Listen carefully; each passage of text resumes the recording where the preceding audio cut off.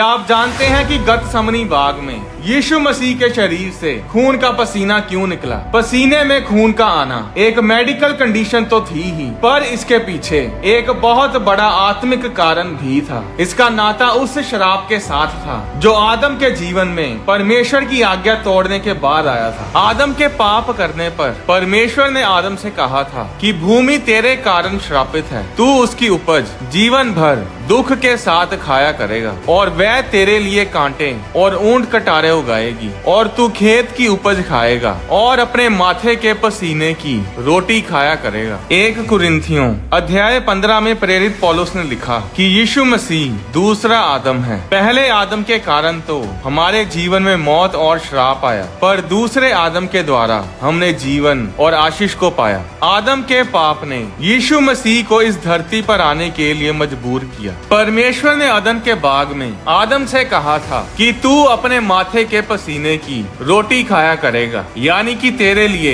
हर चीज में संघर्ष होगा, तुझे स्ट्रगल के साथ अपना जीवन बिताना पड़ेगा। आदम के उसी शराब को यीशु मसीह ने गतसमनी बाग में खत्म किया, जब यीशु मसीह के पसीने में लहू आकर जमीन पर टपकने लगा। अब क्योंकि यीशु मसीह के लहू में ताकत है छुटकारा देने की, आजाद करने की, तो क्रूस पर चढ़ने से पहले यीशु मसीह के पसीने में खून का आना और भूमि पर जमीन पर गिरना हमारे छुटकारे को लेकर आया। पहले आदम ने एक बाग में परमेश्वर की आज्ञा को तोड़ा और उस पहले आदम के जरिए सारी धरती श्रापित हुई, पर दूसरे आदम यीशु मसीह ने एक बाग में ही परमेश्वर की आज्ञा को अपने जीवन में पूरा किया और हमें 4000 सालों से चले आ रहे आदम और हवा के श्राप से आजाद किया। यीशु मसीह के जीवन में जो कुछ हुआ वो कोई इत्तेफाक से नहीं हुआ। उनके जीवन में हर एक घटना के पीछे एक आत्मिक कारण था। परमेश्वर ने आदम से ये भी कहा था कि ये जमीन तेरे लिए कांटे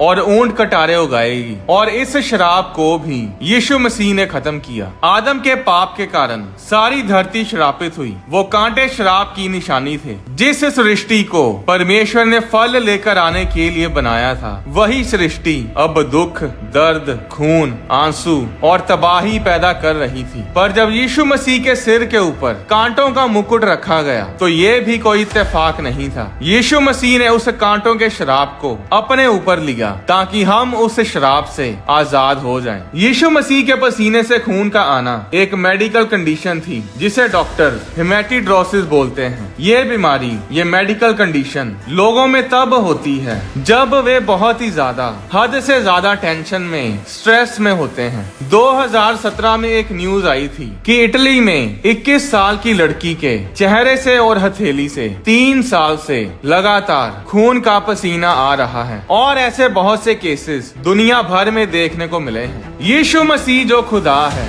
स्वर्ग से धरती पर अपनी खुदाई छोड़कर हमारे लिए इंसान बना, हमारे लिए उसने दुख सहा। यीशु मसीह के जीवन के बारे में बाइबल में 4 पुस्तकों में लिखा है, जो है मत्ती, मरकुस, लूका और यूहन्ना। पर क्या आप जानते हैं कि इन चारों में से एक पुस्तक ऐसी है जो एक डॉक्टर ने लिखी है, और उसका नाम था डॉक्टर लूका। सिर्फ डॉक्टर लूका ने ही अपनी पुस्तक में यीशु मसीह के द्वारा की गई चंगाइयों के बारे में डिटेल में एक डॉक्टर की तरह बयान किया है। यीशु मसीह के पसीने में लहू के आने के बारे में भी सिर्फ डॉक्टर लूका ने ही लूका की इंजील में लिखा है। लूका अध्याय 22 उसकी 44 आयत में लिखा कि यीशु मसीह अत्यंत संकट में व्याकुल होकर और भी हृदय वेदना से प्रार्थना करने लगे, और उनका पसीना मानो लहू की बड़ी बड़ी बूंदों की तरह भूमि पर गिर रहा था। इंग्लिश की बाइबल में संकट में व्याकुल की जगह पर एगनी शब्द का इस्तेमाल किया गया है। एगनी शब्द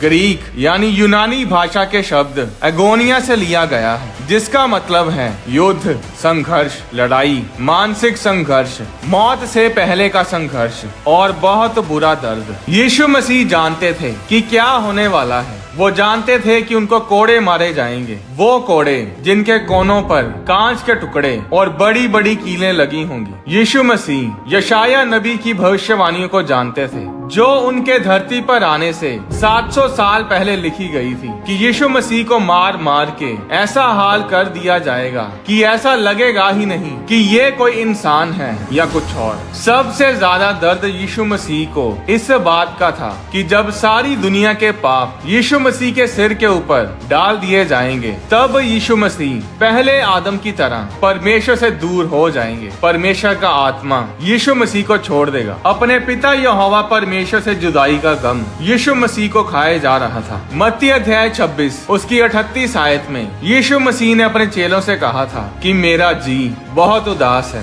यहाँ तक कि मेरा प्राण निकला जाता है, यानी कि मेरा मरने वाला हाल हुआ पड़ा है। आज अगर किसी इंसान को अपने भविष्य के बारे में पता चल जाए कि कोई उसे मारने के लिए आ रहा है या फिर अगले महीने या अगले साल मरने वाला है, तो वो पूरी कोशिश करेगा कि किसी न किसी तरीके से अपनी मौत को या तो रोका जाए या फिर डिले कर दिया जाए। पर परमेश्वर ने हमसे इतना प्रेम किया कि उसने सब कुछ जानते हुए भी हमें परमेश्वर के साथ मिलाने के लिए हमारे पापों को अपने सिर ले लिया और अपनी धार्मिकता को हमारे नाम कर दिया। क्या बलात्कार, क्या खून, चोरी, मक्कारी, झूठ, हेरा फेरी, दुनिया के घिनौने से घिनौने पाप उस समय क्रूस पर यीशु मसीह के ऊपर डाल दिए गए थे। सिर्फ पास्ट के ही नहीं बल्कि फ्यूचर में होने वाले पाप भी यीशु मसीह के ऊपर थे। और अपने बेटे को पाप में डूबा देखकर परमेश्वर ने अपने बेटे को ही छोड़ दिया, क्योंकि जहाँ पाप होता है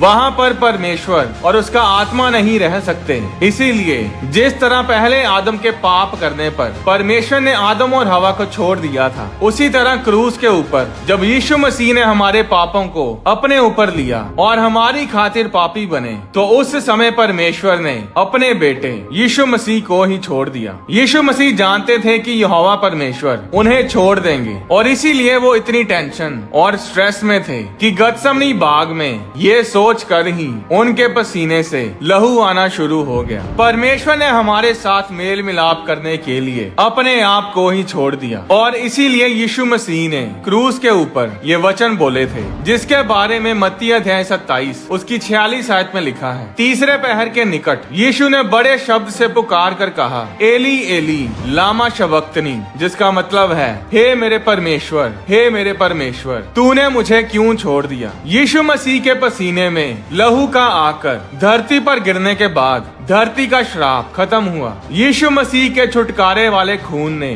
धरती को आशीषित किया। आज जो कोई मसीह में है वो श्रापित धरती पर नहीं बल्कि छुड़ाई हुई, छुटकारा पाई हुई आशीषित धरती पर चलता है। आज आपको अपने जीवन में कुछ पाने के लिए संघर्ष करने की जरूरत नहीं, जरूरत है तो सिर्फ यीशु मसीह पर विश्वास करने की। अगर यीशु मसीह आपका उद्धार करता है तो पहले आदम की तरह आपके जीवन में कोई श्राप, कोई संघर्ष नहीं है। अब आप आशीषित हैं और आपके सब गुनाह यीशु मसीह की कुर्बानी के द्वारा माफ किए जा चुके हैं। सिर्फ वही लोग आदम के शराब से आजाद हैं जो यीशु मसीह को अपना उद्धार करता ग्रहण किए हुए हैं। अगर आप यीशु मसीह को अपना उद्धार करता ग्रहण करना चाहते हैं तो आपको कोई रीति रिवाज करने की जरूरत नहीं। आप अभी इसी समय यीशु मसीह को अपना उद्धार करता ग्रहण कर सकते हैं और परमेश्वर के साथ मेल मिलाप कर सकते हैं। आपको सिर्फ ये छोटी सी प्रार्थना मेरे साथ करनी है। इस प्रार्थना को मेरे साथ बोले, कहें, प्रभु यीशु मसीह, मैं मानता हूँ कि मैंने पाप किए हैं और मैं अपने पापों से तौबा करता हूँ और दोबारा पाप ना करने का